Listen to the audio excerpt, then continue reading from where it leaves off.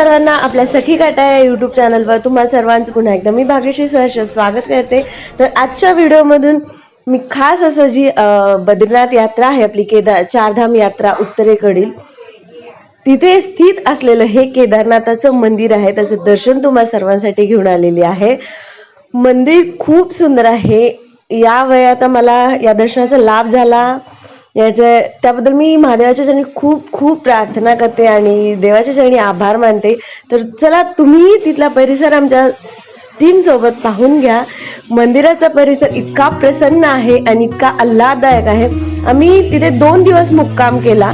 2 दिवसाच्या मुक्कामात असं इतकं मन भरून आलं, इतकं प्रसन्न वाटलं। पहिल्या दिवशी गेल्यानंतर आम्हाला थंडी थोडी सूट झाली नाही। पाऊस जोरदार पाऊस सुरू होता, बर्फाचा पाऊस, त्याच्या म्हणजे गार पाऊस होता, तो बर्फ नव्हता पडत पण गार पाऊस होता, बर्फाचं बाष्पीभवन झालेला ढगांमुळे, त्यामुळे ते पाणी होतं खूप थंड होतं पावसाचं, त्यामुळे छोटी छोटी मुलं होते आमच्या सोबत, त्याच्यामुळे ती थंडी सूट न झाल्यामुळे आम्ही दुसरा मुक्काम तिथे केला।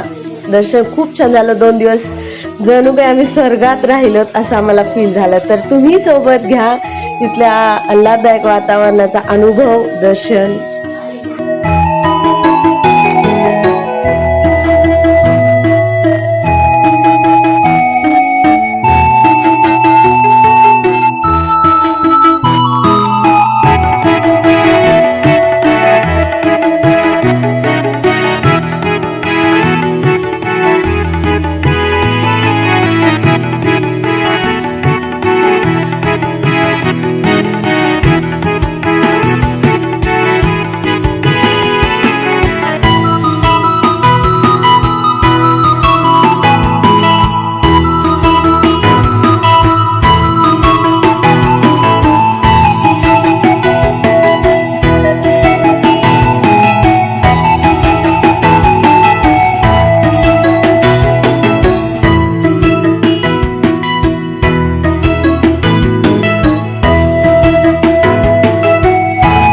मंदिराच्या आतमध्ये गाभाऱ्यात मोबाईल अलाउड नसल्यामुळे आपल्याला आतील फोटो कधीच काढता येत नाही, त्याच्यामुळं बाहेरच्या वातावरणात शंभू महादेवाचं नुसतं पाहिलं तरी आपल्याला दर्शन होतं वातावरण ते।